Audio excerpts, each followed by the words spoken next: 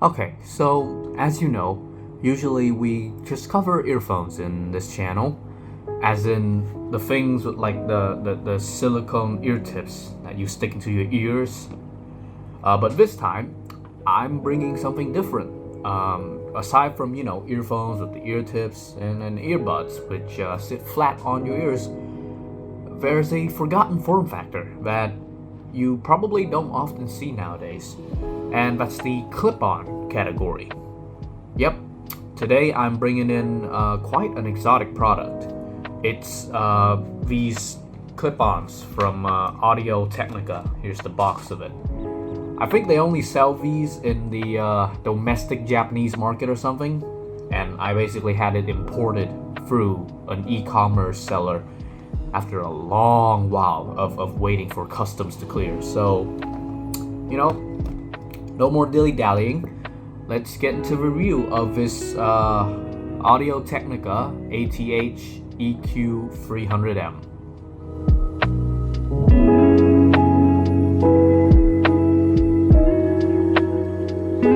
Okay, so if you've ever seen like low-budget electronics package in Japan,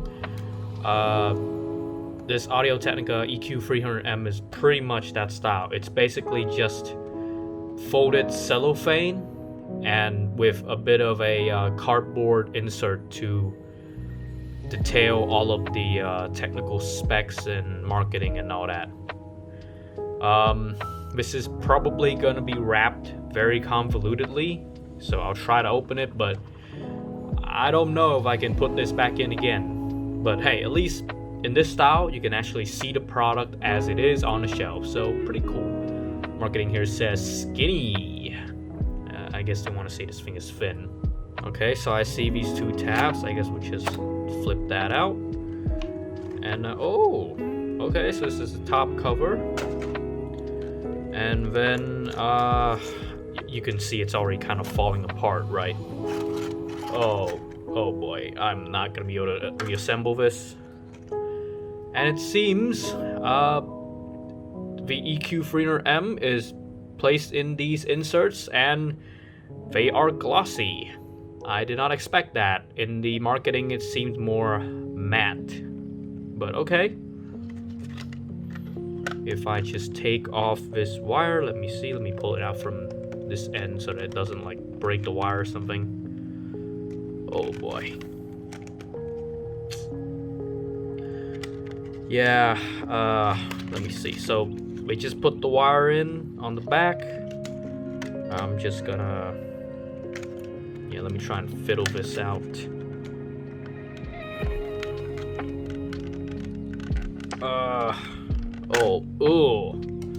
Oh, that did not sound nice.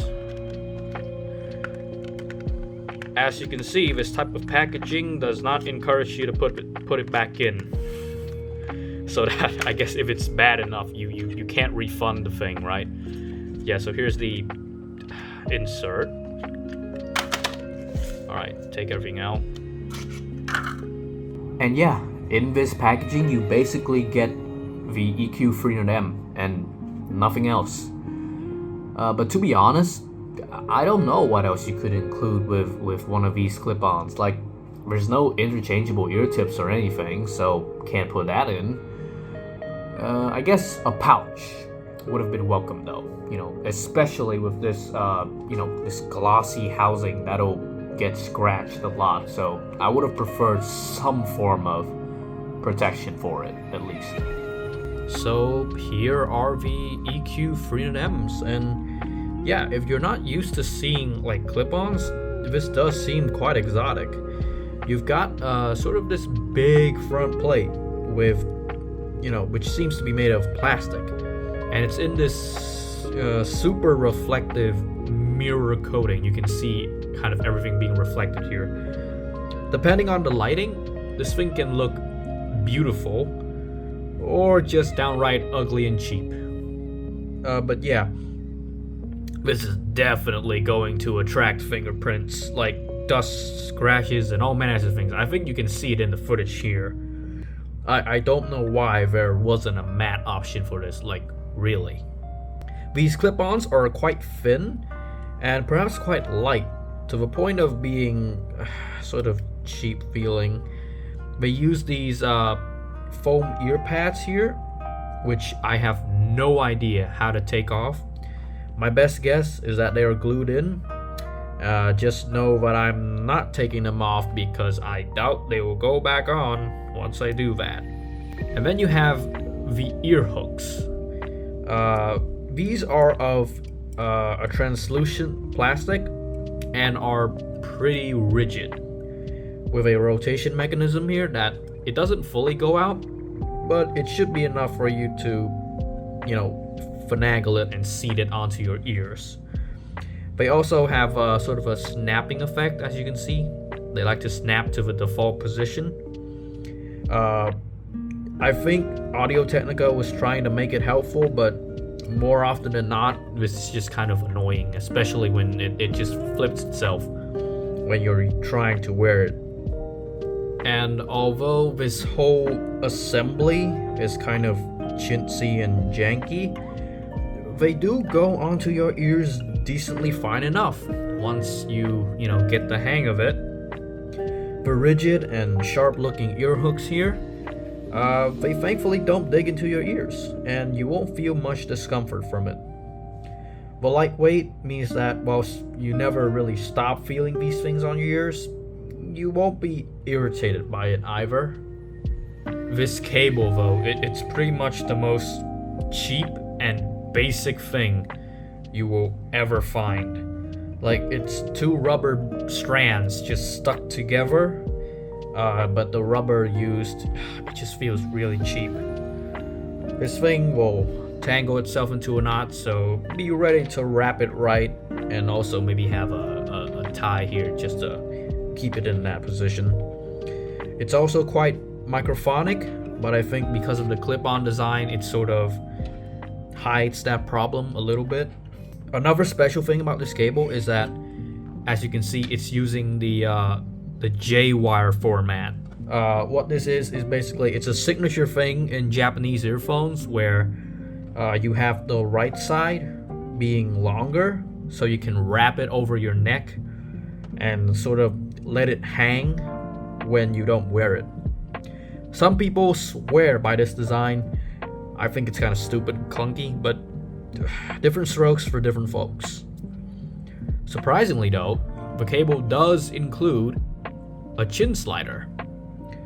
Even if it is quite basic, but I really thought it would not be here, but hey, it's here.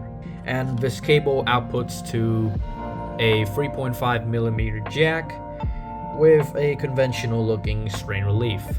Nothing else to say about this cable except that it's bad and it feels fragile. I don't know how long it will last, but hopefully enough until we finish the review. Well, since the EQ300M has this very bright, at times even piercing, and shouty sound, I'm going to be using the Daiso DX150 with its warmer sound to try and tame that down a little bit, and also get some more volume out of these clip-ons. It seems that the EQ300M is a little bit more quiet than the usual IM, so feeding it some extra power couldn't hurt. And yeah, no tip rolling section here because I don't use tips. But with that out of the way, let's get into the sound of the Audio-Technica ATH-EQ300M. So pretty much the sound of the EQ300M is that it's just bright and not much else. So starting with the bass of the EQ300M is, well, where the hell is it?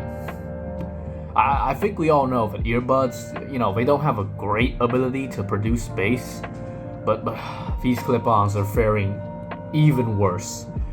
The EQ300M's low end is almost non-existent. You just get the slightest tinge of mid-bass that ever so slightly warms up the sound a little. And for sub-bass, there is no sub-bass. Safe to say, you're not looking at these if you want any sort of low-end production, that's for sure. The mid-range of the EQ300M is the most present part of the sound, and it sort of outs itself as an Audio-Technica tuned product in a few points in this mid-range. You're getting a slightly withdrawn lower mid-range here, and I just wish it was a bit warmer. Maybe I'm too used to warm-sounding earbuds and clip-ons, but the EQ300M it's lacking warmth. And the upper mid-range is really boosted, especially the 2 to maybe 5 kilohertz region, and this has sort of a double. It's always been a double-edged knife in all Audio-Technica tuned products, except here the weaknesses tend to show itself more than the strengths. You're getting this prevalent upper mid-range that showcases vocals up front and center, but so much so to the point where if you hit one of the peaks of the sound, the EQ300M can hurt your ears. Think Till from Inner Fidelity just cringing at the Ultrasone Edition 8. You know, I get these sort of reactions when I hear how bad these peaks can be for me. This thing legit sounds like an old-timey radio at times, and some vocals can sound a little weightless due to the lack of warmth in its tuning. But having said that, there are some genres that the EQ300M kind of does well. This kind of bright tuning actually does well with some jazz, if you believe it or not. It's lacking some bass to fill out the lower registers, but it gives the less bassy instruments more prevalence.